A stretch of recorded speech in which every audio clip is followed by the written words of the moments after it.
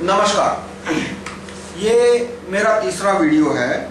मैं फिर से अपना संक्षिप्त परिचय देता हूँ। मेरा नाम है राहुल चिमन भाई मेहता और राइट टू रिकॉल ग्रुप की मैंने शुरुआत की है। राइट टू रिकॉल और MRCM, RTI 2 आदि प्रस्तावित कानूनों के प्रचार के लिए मैंने 2-1 दिन पहले लोकपाल के संदर्भ में राइट टू रिकॉल लोकपाल क्यों जरूरी है उसके विषय में वीडियो मैंने YouTube पर रखा था। कुछ सवाल आए, इसलिए मैंने सोचा दोबारा एक वीडियो बनाया जाए और इसके संदर्भ में मैंने ये वीडियो बनाया है। तो पहले मैं राइट टू रिकॉल के बारे में आपको जानकारी दूंगा। राइट टू रिकॉल का अर्थ क्या होता है, सामान्य अर्थ। राइट टू रिकॉल यानी कि एक ऐसी प्रोसीजर जिसके द्वारा नागरिक किसी भी अधिकारी को, सुप्रीम कोर्ट के जज से लेकर पटवारी को, किसी भी अधिकारी को नौकरी से निकाल सके। PM, CM, सांसद, MP, MLA, corporator, mayor, district education officer, collector सब आ गए। कुछ लोग राइट टू रिकॉल का गलत अर्थ निकालते हैं कि राइट टू रिकॉल का अर्थ होता है कि सिर्फ MP, MLA, कॉर्पोरेटर, मेयर तक ही मर्यादित होना चाहिए। ये गलत है। अमेरिका में नागरिकों के पास right to recall high court जज है, हाई कोर्ट चीफ जज, वहाँ उसका एग्जैक्ट टाइटल है state supreme court chief justice. वहाँ राइट टू रिकॉल गवर्नर भी है, राइट टू रिकॉल मेयर है, right to recall police commissioner करीब करीब सारे जिलों में है। इसलिए ये जरूरी नहीं है कि राइट टू रिकॉल सिर्फ प्रतिनिधियों तक ही सीमित रखा जाए। जो राइट टू रिकॉल के विरोधी है वो जानबूझ के इसका गलत अर्थ और सीमित अर्थ निकालते हैं, जानबूझकर सीमित अर्थ निकालते हैं कि राइट टू रिकॉल सिर्फ MP, MLA तक ही सीमित रहना चाहिए, right to recall supreme court जज की बात भी नहीं होनी चाहिए। ये बात ठीक है, अमेरिका में राइट टू रिकॉल प्रेसिडेंट नहीं है, right to recall supreme court chief जज नहीं है, लेकिन इसलिए वहाँ पे केंद्र सरकार में इतना भ्रष्टाचार है। अमेरिका में जिला और राज्य सरकारों में भ्रष्टाचार बहुत कम है, क्योंकि वहाँ जिला और राज्य स्तर पर अधिकतर राज्यों में राइट टू रिकॉल है और वहाँ केंद्र स्तर पर बहुत ज़्यादा भ्रष्टाचार है। जैसे वहाँ अपने बैंकिंग सिस्टम देखी कि अभी जो बैंकिंग सिस्टम, फाइनेंशियल सिस्टम जो कोलैप्स हुई है अमेरिका की, उसका सबसे बड़ा कारण ही वहाँ यह है कि वहाँ उनके पास राइट टू रिकॉल प्रेसिडेंट नहीं है और right to recall reserve bank governor नहीं है। तो मैंने जो राइट टू रिकॉल प्रस्ताव किया है वो right to recall supreme court जज, right to recall PM, right to recall Lokpal सब उसमें आ जाते हैं। अब क्या ये राइट टू रिकॉल जरूरी है?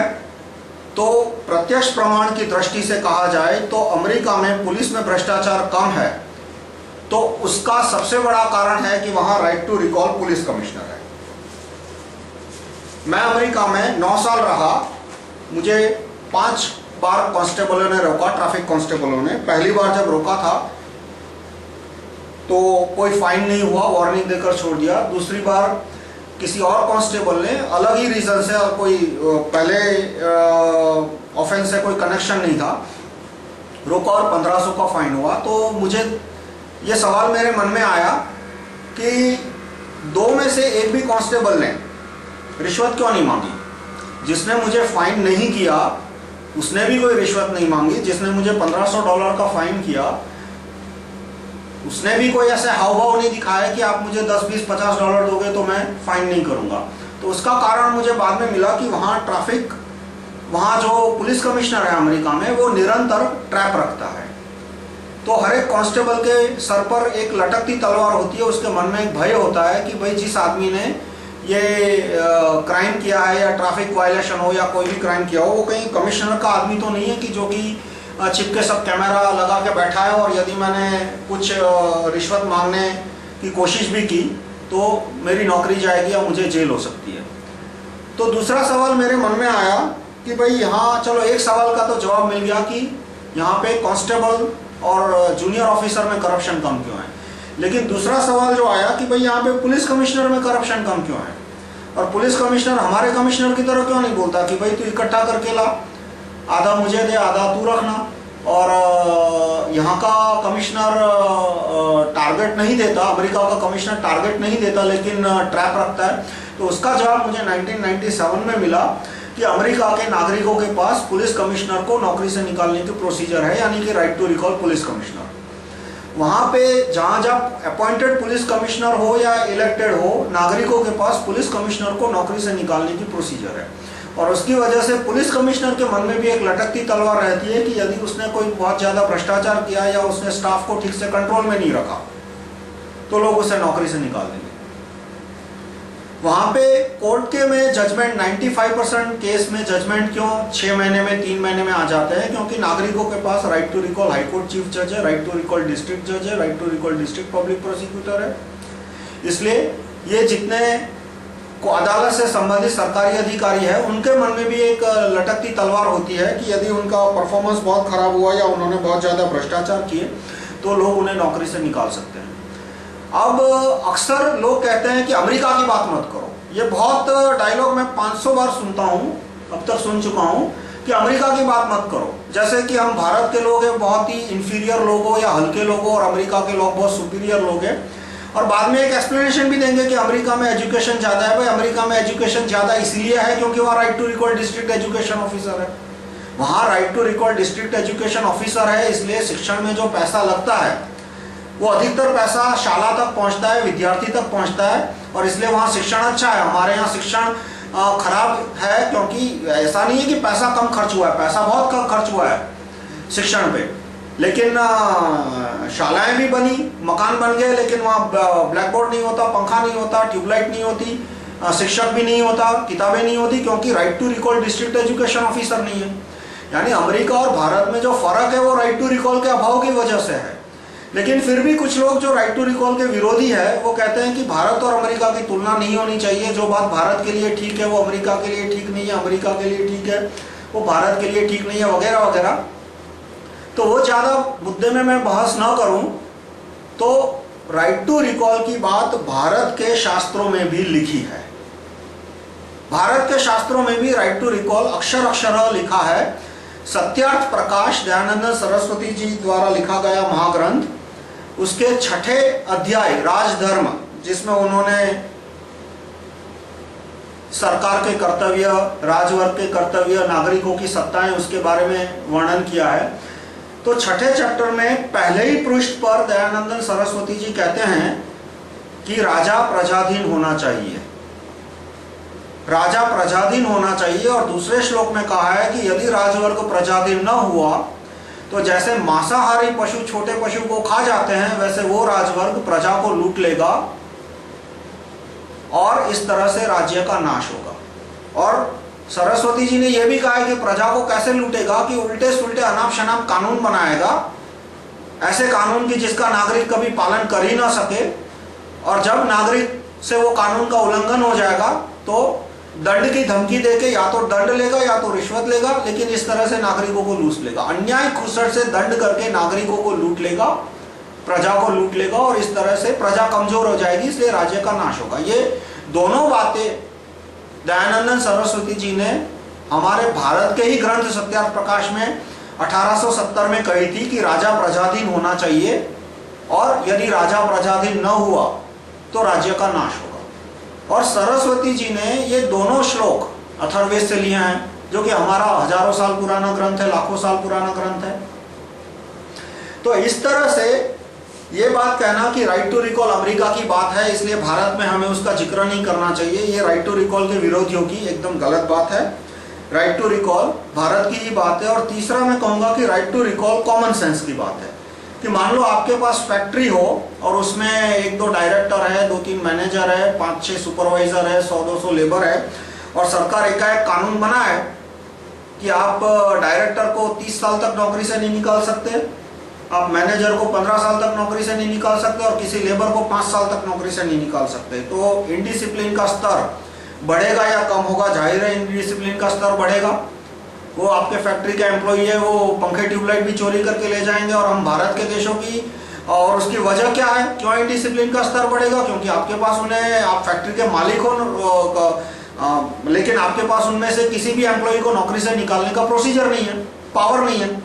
और वही बात हम भारत के नागरिकों की है कि हम सुप्रीम कोर्ट के जज को नौकरी से निकाल सकते हैं? नहीं निकाल सकते, इसलिए वो भी भ्रष्टाचार भ्रष्टाचार कर रहा है। खुद शांति भूषण ने कहा है कि सुप्रीम कोर्ट के 50% जज करप्ट है। शांति भूषण जी ने एफिडेविट पे कहा है कि पिछले 16 सुप्रीम कोर्ट के चीफ जज है जो थे, उनमें से 50% करप्ट थे, रिश्वतखोर थे। अब चीफ जज 50% करप्ट थे तो बाकी जो जज है उसमें भी रेशियो 50% नहीं तो 40% होगा या 60% होगा, कोई 0% तो हो नहीं सकता।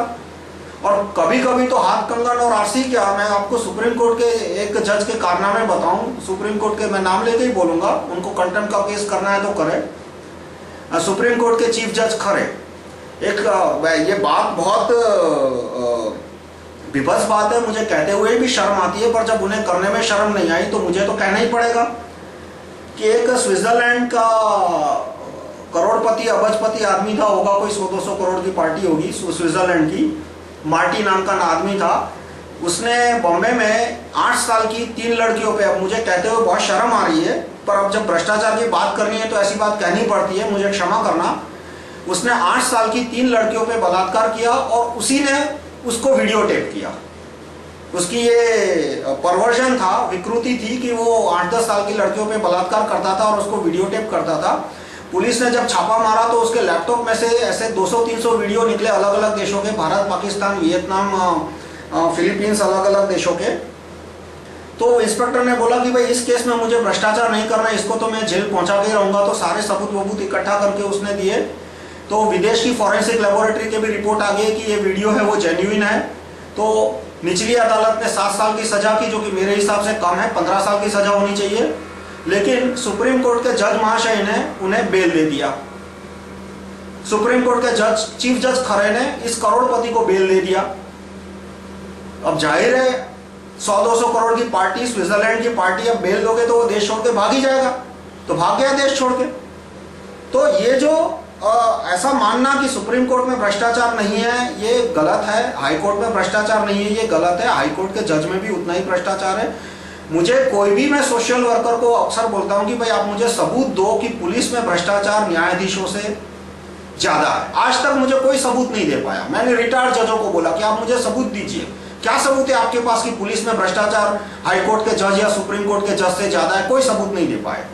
और फिर भी बोलते रहते हैं कि सुप्रीम कोर्ट के जज में एक पैसे का भ्रष्टाचार नहीं है, हाईकोर्ट के जज में एक पैसे का भ्रष्टाचार नहीं है। ठीक है, उनके भ्रष्टाचार करने के तरीके अलग होते हैं, वो अपने रिश्तेदार वकीलों के थ्रू रिश्वत लेते हैं, पैसा लेते हैं, पर वो तो तरीका अलग हुआ। बात तो घुमा फिरा के वही हुई, मैं अपने लेफ्ट हैंड से रिश्वत लूँ या राइट हैंड से रिश्वत लूँ, या राइट हैंड से नहीं लेफ्ट हैंड से नहीं, और अपने दो रिश्तेदारों के द्वारा मैं रिश्वत लूँ, पैसा लूँ, बात तो घुमा फिरा के एक ही होती है।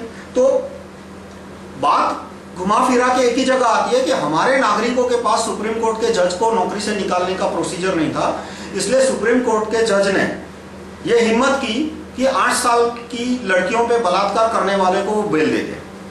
और पुलिस में, मिनिस्टरों में, मंत्रियों में, उसमें तो भ्रष्टाचार हम आए दिन देखते ही रहते हैं। तो इसके उपाय के लिए मैं पिछले 13 सालों से राइट टू रिकॉल के कानूनों का प्रचार कर रहा हूं। सफलता नहीं मिली वो अलग बात है, जितनी सफलता मिली वो ठीक है। अब धीरे धीरे इसका प्रचार हुआ। अब पिछले, आप सब जानते हैं, आज 15 अगस्त 2011 की तारीख है। जैसे कि आप सब जानते हैं कि पिछले 5-6 महीनों से लोकपाल का माहौल बहुत गर्म है। कोई भी अखबार देखो तो लोकपाल, कोई भी टीवी चैनल खोलो तो लोकपाल। तो लोकपाल के कानून के बारे में मैं इंडिया अगेंस्ट करप्शन के कार्यकर्ताओं से पिछले अक्टूबर 2010 से मैं उनके संपर्क में हूं। तो मैंने उनसे पूछा कि चलो आपका कानून तो ठीक है, मजबूत लोकपाल, एकदम हट्टा कट्टा लोकपाल, पहलवान लोकपाल आ गया, पर भाई वो खून वाला, दांत वाला लोकपाल, नाखून वाला लोकपाल आपको मिल गया, लेकिन वो लोकपाल हमारा ही गला दबोच ले तो, यानी कि लोकपाल खुद भ्रष्ट हो जाए तो कार्यकर्ताओं ने कहा कि भाई ये समस्या हो तो हमें भी रात को कभी कभी हमारी नींद उड़ा देती है कि लोकपाल भ्रष्ट हो गया तो जितना फायदा होना है वो तो दूर हो गया, 10 गुना घाटा हो जाएगा। तो फिर मैंने कहा कि देखो भाई, मैं तो एक ही उपाय जानता हूँ भ्रष्टाचार का, वो है राइट टू रिकॉल। दूसरा उपाय है ज्यूरी प्रथा, पर वो राइट टू रिकॉल का हम शक्ल है, उसकी मैं किसी और वीडियो में बात करूंगा कि ज्यूरी प्रथा क्या होती है। जो कहा जाता है कि हांगकांग में लोकपाल की वजह से भ्रष्टाचार कम हुआ, ऐसा नहीं है। हांगकांग में ज्यूरी प्रथा थी, उसकी वजह से वहाँ पे भ्रष्टाचार कम हुआ। और जिन जिन देशों में ज्यूरी प्रथा नहीं है, वहाँ लोकपाल की वजह से 1% भी भ्रष्टाचार कम नहीं हुआ। जैसे फिलीपींस, वहाँ लोकपाल है, लेकिन भ्रष्टाचार लोकपाल के आने के बाद ऑर्गेनाइज हो गया थोड़ा बहुत और टॉप लेवल पे ऊपर से और बढ़ गया, वो बात की बात है। तो मैंने उनसे पूछा कि भाई लोकपाल भ्रष्ट हो जाएगा, लोकपाल भ्रष्ट नहीं हो जाएगा उसकी क्या आपको गारंटी है, मतलब आप खुद विश्वास करते हो? तो उन्होंने बोला कि नहीं, ऐसा तो अंधविश्वास हम किसी में नहीं रख सकते कि आदमी इतनी पावरफुल पोजीशन पे आ जाएगा, उसकी कैरियर के आखिरी 5-7 साल है, अभी तक उसने रिश्वत नहीं ली, क्योंकि वो एक तरह का इन्वेस्टमेंट था। कभी कभी रिश्वत न लेना, ब्यूरोक्रेसी के अंदर, जुडिशियरी के अंदर, मिनिस्ट्री के पॉलिटिक्स में रिश्वत न लेना एक प्रकार का इन्वेस्टमेंट होता है कि आदमी अपनी रेपुटेशन बनाता है और जब देखता है कि भाई अब तो रिटायरमेंट के सिर्फ 5-6 साल ही बचे हैं, 5 साल के बाद तो उसका कोई भाव नहीं पूछने वाला, तब वो अपना खाता शुरू करता है। तो ये बहुत देखा गया है। तो बहुत सारे कार्यकर्ताओं ने कहा नहीं, हमने तो ऐसे बहुत सारे अधिकारी देखे हैं कि 56 साल की उम्र तक उन्होंने तो एक रिश्वत नहीं ली और जब आखिरी 5 साल बचे रिटायरमेंट होने के, तब उन्होंने पूरे 30-35 साल की कैरियर का जो लॉस था उनका वो पूरा इंटरेस्ट के साथ वसूल लिया। तो मैंने बोला कि जब लोकपाल रिश्वतखोर हो जाएगा, वो टॉप की पोजीशन पे, इतनी पावरफुल पोजीशन पे है, तो देश को नुकसान होगा। और उन्होंने बोला कि हाँ भाई आप क्या उपाय बताते हो? मैंने बोला मैं तो एक ही उपाय जानता हूँ, मैंने दुनिया के जितने भी एडमिनिस्ट्रेशन स्टडी किए, फिर 3000 साल 4000 साल पहले का ग्रीस हो, आज का ग्रीस हो, अमेरिका हो, ब्रिटेन हो, 1000 साल पहले का ब्रिटेन, आज से 2000 साल 3000 साल पहले का भारत, जितना भी मैंने अध्ययन किया, मुझे ये एक ही कानून मिला जो कि मुझे सटीक लगता है, वो है राइट टू रिकॉल। तो मैंने राइट टू रिकॉल लोकपाल का एक सेक्शन लिख के उन्हें दिसंबर 2010 में उन्होंने दिया कि ये सेक्शन होना चाहिए कि यदि लोकपाल भ्रष्ट हो जाता है तो प्रजा उसे बदल सके।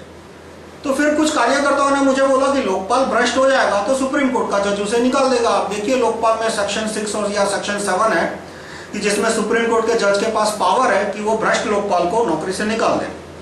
तो मैंने कहा भाई भ्रष्ट लोकपाल को तो सुप्रीम कोर्ट का जज तब निकालेगा जब लोकपाल इतना बेवकूफ होगा कि वो कोई सबूत छोड़ेगा। यदि मैं लोकपाल हूं और मैं कैमरे के सामने 2-5 लाख की रिश्वत लेता हूं तो चलो सुप्रीम कोर्ट का जज मुझे निकाल देगा, मेरे खिलाफ सबूत आ गया। यदि मैं इतना बेवकूफ हूं कि कोई मुझे 100 करोड़ की रिश्वत देता है और वो 100 करोड़ का कैश या चेक मैं स्टेट बैंक ऑफ इंडिया में अपने खाते में जमा करा दूं तो लोकपाल को निकाल देगा, सबूत मिल गया। लेकिन लोकपाल मान के चलो कि लोकपाल भ्रष्ट है और लेकिन थोड़ा अक्लमंद है, थोड़ा बुद्धिमान है और वो मॉरिशस की बैंक में खाता खुला के 100-200-500 करोड़ की रिश्वत लेता है। या तो लोकपाल का कोई रिश्तेदार है, बेटा है या भतीजा या भांजा है, वो प्रैक्टिस करता है, कंसल्टेंट की प्रैक्टिस है, वकील की प्रैक्टिस है, कोई भी कंसल्टिंग कंपनी है उसकी। अब लोकपाल का बेटा कोई झाड़ू पोछा थोड़ा लगाएगा, वो कुछ ना कुछ तो बिजनेस होगा ही उसका। तो वो अपने बेटे के थ्रू पैसा लेता है। उसने आंखों के इशारे में किसी मल्टीनेशनल कंपनी या बड़े कॉर्पोरेट को या किसी भ्रष्ट नेता अधिकारी को बोल दिया कि भाई तू ये मेरे बेटे को 100-200 करोड़ की कंसल्टिंग दिला दे। तो उसमें आप क्या सबूत ले जाओगे? ये कहोगे कि भाई उसके बेटे ने 20 करोड़ कमाया, 50 करोड़ कमाया, तो वो क्या कोई सबूत बनता है? तो इस तरह से लोकपाल का भ्रष्टाचार हमें दिख जाएगा, हम अनुभव भी करेंगे, महसूस भी करेंगे, पर कभी अदालत, कोर्ट क्वालिटी एविडेंस जिसे कहते हैं कि अदालत में रखा जा सके वैसा सबूत, वो नहीं मिल पाएगा। क्योंकि वो मॉरिशस के बैंक में 100 करोड़ रखा है तो कौन सा मॉरिशस का बैंक आपको खाते का स्टेटमेंट देता है? तो इसके लिए सुप्रीम कोर्ट और के जज है वो निकाल नहीं पाएंगे। और दूसरा कि सुप्रीम कोर्ट के जज खुद करप्ट है। आपके शांति भूषण ही जब कह रहे हैं, जो लोकपाल की कमेटी में है शांति भूषण जी, उन्होंने खुद एफिडेविट में कहा है कि सुप्रीम कोर्ट के पिछले जो 16 चीफ जस्टिस थे उनमें से 8 करप्ट थे। और जहां तक मैंने अखबार में ऐसा कुछ पढ़ा था कि उस एफिडेविट में आईएसी के दूसरे कार्यकर्ता भी अपना नाम जोड़ना चाहते थे। उन्होंने अपील, सुप्रीम कोर्ट जस्टिस को अपील की कि भाई हमारा नाम भी इस कंटेम्प्ट पिटीशन में, कंटेम्प्ट केस में डालिए, और सुप्रीम कोर्ट ने वो खारिज कर दी अपील। तो और उनको पूछना, मुझे पूछना कि आप सुप्रीम कोर्ट के वकीलों से ही पूछ लो, हाई कोर्ट के वकीलों से ही पूछ लो, और जो लोअर कोर्ट में है लोअर कोर्ट के वकीलों से पूछ लो कि भाई लोअर कोर्ट में कितना भ्रष्टाचार है, और लोअर कोर्ट में जितना भ्रष्टाचार है उससे ज्यादा हाई कोर्ट में और ज्यादा सुप्रीम कोर्ट में है। वो तो दिखता नहीं है। अक्सर हम सोचते हैं कि भाई छोटे आदमी करप्ट है, क्योंकि वो ट्रैफिक कांस्टेबल है, बेचारा चौराहे पे खड़े होके ट्रैफिक में से कोई गया, 20 रुपया लिया, 50 रुपया लिया, उसका करप्शन हमें दिख जाता है। कमिश्नर का करप्शन हमें दिखता नहीं, क्योंकि वो तो एयर कंडीशन कमरे में बैठ के पेटियां खोखे लेता है।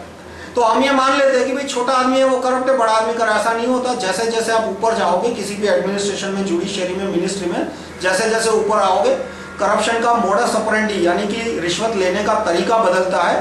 बाकी करप्शन हमेशा बढ़ता जाता है, आदमियों का जो नैतिकता है वो हमेशा कम होती जाती है। जैसे जैसे आप किसी भी जगह पे ऊपर जाओगे नैतिकता का स्तर गिरता जाता है, भ्रष्टाचार का स्तर बढ़ता जाता है। टॉप का आदमी होता है वो हमेशा ज्यादा करप्ट होता है। तो ये बात कहना कि सुप्रीम कोर्ट के जज के पास लोकपाल को निकालने का पावर है इसलिए लोकपाल करप्शन नहीं करेगा, मल्टीनेशनल कंपनियों की पैरवी नहीं करेगा, ये गलत बात है। और इसलिए राइट टू रिकॉल लोकपाल यानी प्रजा लोकपाल को निकाल सके। तो उन्होंने एक वैलिड क्वेश्चन पूछा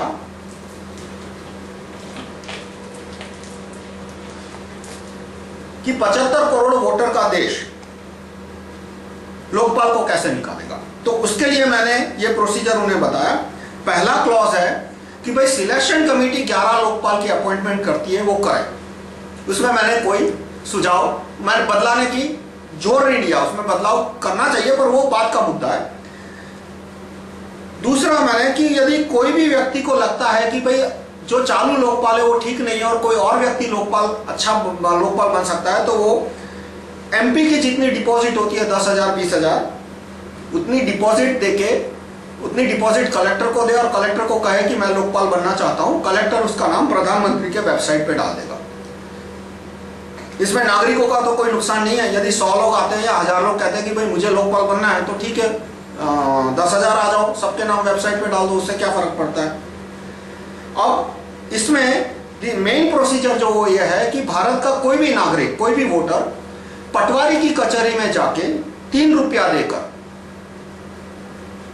किसी भी 5 आदमियों को स्वीकृति दे सकता है। पटवारी उसका वोटर कार्ड, उन आदमियों का सीरियल नंबर एंटर करेगा, 3 रुपया फी लेगा और सिटीजन को रिसीट देगा कि भाई आपने ए, बी और सी को अप्रूव किया है और नागरिक का नाम प्रधानमंत्री के वेबसाइट पे आ जाएगा। ये फिर से मैं दोहराता हूं, मैंने जो राइट टू रिकॉल लोकपाल की जो प्रोसीजर सुझाव दी है कि नागरिक किसी भी अपने एरिया के पटवारी की कचहरी में जाके वोटर कार्ड दिखा के कह सकता है कि ये मैं 3 आदमी ए, बी, सी को स्वीकृति देता हूं और पटवारी उसको एंटर करेगा। वो 3 नाम पीएम के वेबसाइट पे आएंगे और पटवारी उन्हें 3 रुपया लेकर, नागरिक को 3 रुपया लेकर उसकी फीस दे, रिसीट देगा।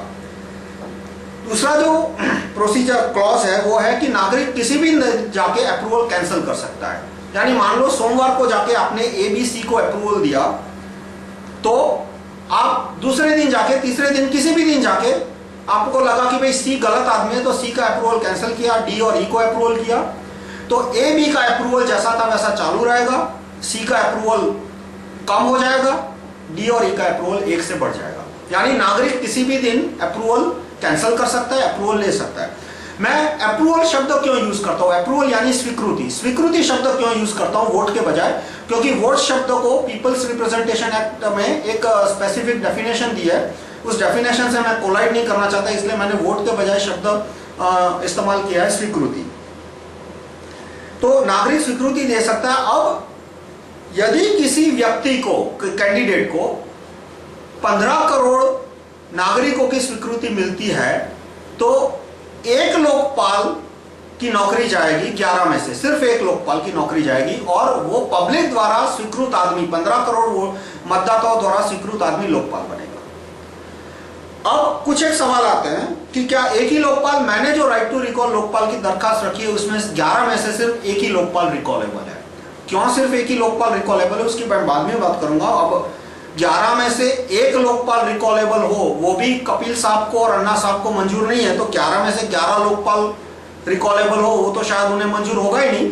पर खैर, मैं यदि 11 में से 11 लोकपाल रिकॉलेबल हो तो उस दरखास्त को सपोर्ट करूंगा।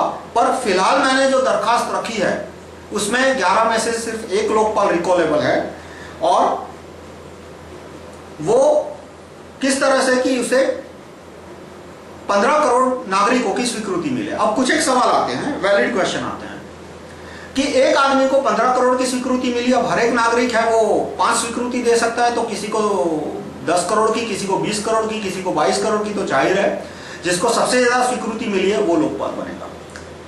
फिर एक सवाल आता है कि भाई किसी को 15 करोड़ की स्वीकृति मिली, दूसरे दिन किसी को 15 करोड़ 1 की, तीसरे दिन 15 करोड़ 2 की, तो रोज रोज लोकपाल नहीं बदलेंगे। नहीं, तो इसमें भी मैंने क्लॉज नंबर 9 में लिखा है, क्लॉज नंबर 9 में, कि एक बार एक व्यक्ति 15 करोड़ की स्वीकृति से लोकपाल बना है तो अब वो तभी रिप्लेस होगा दूसरे व्यक्ति से जब दूसरे व्यक्ति के पास उससे 1 करोड़ ज्यादा स्वीकृति है।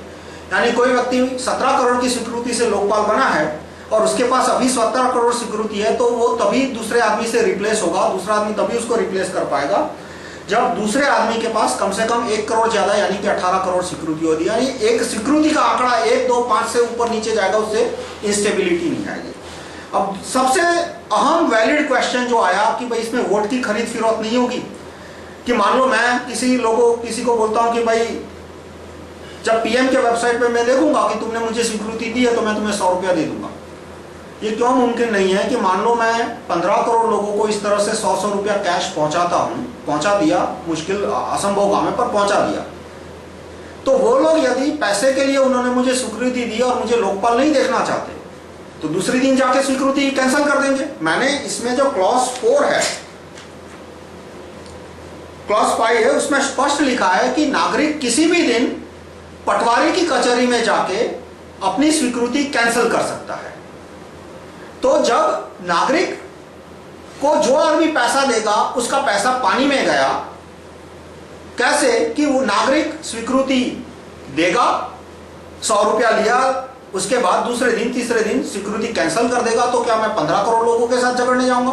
किसी के पास इतनी ताकत है, किसी के पास इतने गुंडे हैं कि 15 करोड़ लोगों से झगड़ सके?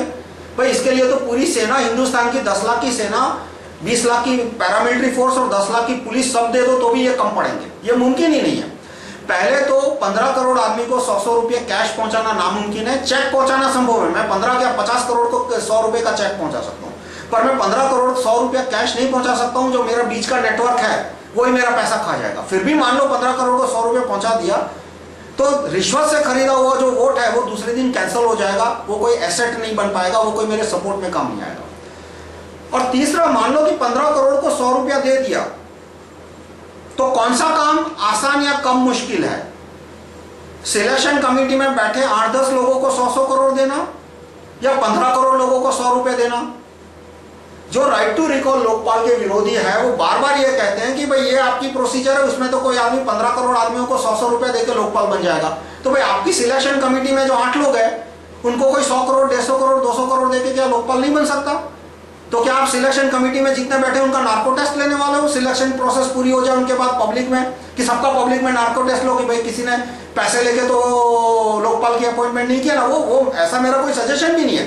पर जब आप 8 लोगों पे इतना भरोसा कर रहे हो, गुमान से कह रहे हो कि ये 8-10 लोग हैं वो रिश्वत लेके लोकपाल की अपॉइंटमेंट नहीं करेंगे, वो किसी लॉबी के प्रभाव में, कोई राडिया बाड़िया जैसी लॉबी के प्रभाव में आके लोकपाल अपॉइंटमेंट नहीं करेंगे, तो आप ये कहते हो कि 15 करोड़ लोग 100 रुपया देंगे और 100 रुपया लेने के बाद वो वोट चेंज नहीं करेंगे जबकि उनको कुछ लॉस नहीं है।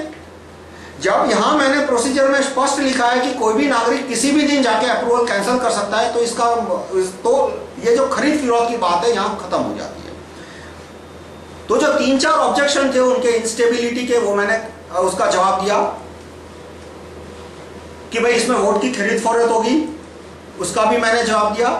अब राइट टू रिकॉल लोकपाल पे कुछ और भी बातें करनी है, वो मेरा अगला वीडियो टेप है, अगले वीडियो टेप में मैं करूंगा।